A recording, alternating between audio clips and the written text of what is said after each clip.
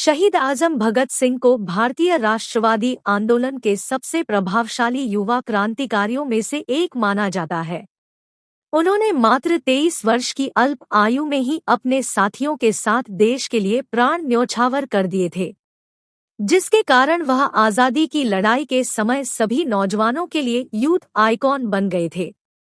भगत सिंह का जन्म 27 सितंबर 1907 को लायलपुर जिले के बंगा, वर्तमान पाकिस्तान में हुआ था। उनका पैतृक गांव खटकर कला है, जो पंजाब, भारत में है। इनके जन्म के समय उनके पिता किशन सिंह और घर के कुछ सदस्य जेल में थे। उन्हें वर्ष 1906 में ब्रिटिश सरकार द्वारा जबरन लागू किए हुए औपनिवेशीकरण विधेयक के खिलाफ प्रदर्शन करने के इल्जाम में जेल में डाल दिया गया था। उनकी माता का नाम विद्यावती कौर था। भगत सिंह ने अपनी 5वीं कक्षा तक की पढ़ाई गांव में की और उसके बाद उनके पिता किशन सिंह ने दयानंद एंग्लो वैदिक हाई स्कूल, लाहौर में उनका दाखिला करवाया। बहुत ही छोटी उम्र में भगत सिंह महात्मा गांधी जी के असहयोग आंदोलन से जुड़ गए थे, लेकिन वह करतार सिंह सराभा और लाला लाजपत राय से अत्यधिक प्रभावित थे। उस समय भगत सिंह करीब 12 वर्ष के थे जब वर्ष 1919 में जलियांवाला बाग हत्याकांड हुआ था। इस हत्याकांड ने इनके बाल मन पर बहुत गहरा प्रभाव डाला। तब भगत सिंह ने लाहौर के नेशनल कॉलेज की पढ़ाई छोड़कर 1920 में महात्मा गांधी द्वारा चलाए जा रहे अहिंसा आंदोलन में भाग लिया, जिसमें गांधी जी सभी विदेशी वस्तुओं का बहिष्कार कर रहे थे। लेकिन जब वर्ष 1921 में चौरी चौरा में हुई हिंसात्मक गतिविधि के कारण गांधी जी ने असहयोग आंदोलन बंद किया और किसानों का साथ नहीं दिया, तब इस बात का इन पर बहुत गहरा असर पड़ा और इस घटना के बाद वे चंद्रशेखर आजाद के नेतृत्व वाले गद दल का हिस्सा बन गए। इसके बाद भगत सिंह ने चंद्रशेखर आजाद और अन्य क्रांतिकारी सदस्यों के साथ मिलकर ब्रिटिश सरकार के खिलाफ आंदोलन शुरू कर दिया। भारतीय स्वतंत्रता संग्राम के पन्नों में दर्ज वह दिन जब 9 अगस्त 1925 को शाहजहांपुर से लखनऊ के लिए चली पैसेंजर ट्रेन, जिसे रास्ते में पड़ने वाले छोटे से स्टेशन काकोरी में रोककर ब्रिटिश सरकार का सारा खजाना लूट लिया गया। यह घटना इतिहास में काकोरी कांड नाम से बहुत प्रसिद्ध है। 30 अक्टूबर 1928 को ब्रिटिश सरकार द्वारा जबरन साइमन कमीशन को लागू करने पर जब लोगों द्वारा इसका विरोध किया गया, तब लाला लाजपत राय ने साइमन वापस जाओ का नारा देते हुए इसका विरोध किया था। लेकिन इस विरोध के चलते वहां ब्रिटिश सरकार द्वारा लाठी चार्ज कर दिया गया, जिसमें लाला जी बुरी तरह घायल हुए और फिर उनकी मृत्यु हो गई।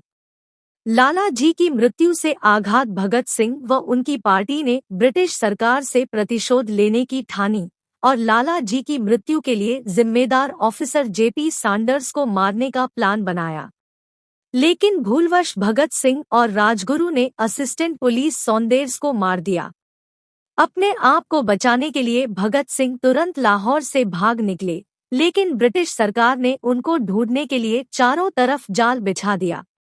भगत सिंह, चंद्रशेखर आजाद, राजगुरु और सुखदेव ने अब ब्रिटिश सरकार के खिलाफ कुछ बड़ा धमाका करने की सोची।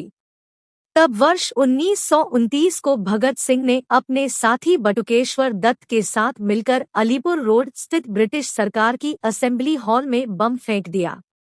इसके साथ ही उन्होंने इंकलाब जिंदाबाद के नारे लगाए और पर्चे बांटे, लेकिन वह कहीं भागे नहीं बल्कि खुद ही गिरफ्तार हो गए। इसके बाद भगत सिंह, शिवराम, राजगुरु और सुखदेव पर मुकदमा चलाया गया, जिसके बाद उन्हें फांसी की सजा सुनाई गई। जेल में रहते हुए भी भगत सिंह ने कैदियों पर हो रहे जुल्मों के खिलाफ बहुत से आंदोलन किए। इसके साथ ही उन्होंने जेल में ही अपनी किताब में नास्तिक क्यों हूँ लिखी थी। इसके कुछ समय बाद ही भगत सिंह, शिवराम, राजगुरु और सुखदेव को 23 व 24 की मध्यरात्रि में ही फांसी दे दी और जनसमूह के विरोध प्रदर्शन के डर से ब्रिटिश सरकार ने सभी का अंतिम संस्कार भी कर दिया। फांसी पर जाते समय वे तीनों क्रांतिकारी यह पंक्तियां गुनगुना रहे थे। मेरा रंग दे बसंती चोला, मेरा रंग दे, मेरा रंग दे बसंती चोला, माए रंग दे बसंती चोला। आज भी देश की जनता उन महान क्रांतिकारी भगत सिंह को याद करती है, जिन्होंने अपनी जिंदगी और जवानी भारत माँ के लिए कुर्बान कर दी। ऐसे महान राष्ट्रभक्त को हमारा हर साल उनकी मृत्यु तिथि को शहीद दिवस के रूप में मनाया जाता है और इस दिन उन्हें देश के सभी जनों द्वारा श्रद्धांजलि दी जाती है। तो कैसी लगी आपको यह वीडियो, आप हमें कमेंट में जरूर बताएं और इसी तरीके के वीडियो पाने के लिए आप हमारे चैनल को सब्सक्राइब जरूर करें। वीडियो को लाइक और शेयर करना बिल्कुल नहीं भूलें।